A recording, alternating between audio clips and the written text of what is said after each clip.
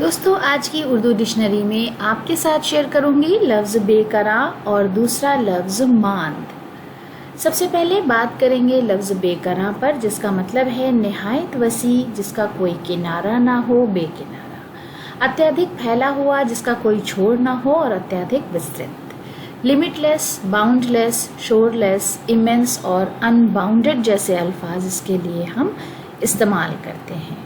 جملے میں اس طرح استعمال کریں گے: خدا کی رحمت کا بے قرار سمندر ہمیشہ ہمارے ساتھ ہوتا ہے، یعنی خدا کی رحمت ایسی ہے کہ جیسے ایک سمندر جس کا کوئی کنارہ نہیں ہے۔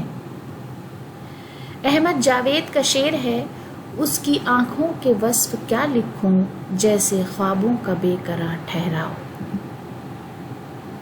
اس کے بعد لفظ ماند، جس کا مطلب ہے بے آب و تاب، بدرونق، مدھم، پھیکا اور اترے ہوئے رنگ کا۔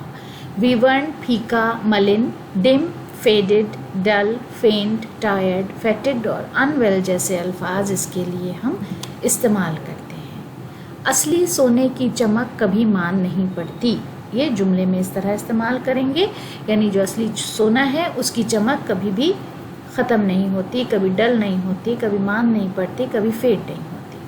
فیض احمد فیض کا شعر ہے: چاند سے ماند ستاروں نے کہا آخر شب، کون کرتا ہے وفا، عہد وفا آخر شب۔ تو دوستو اسی شعر کے ساتھ آج کا ویڈیو ختم کرتے ہیں۔ ویڈیو دیکھنے کے لیے بہت بہت شکریہ۔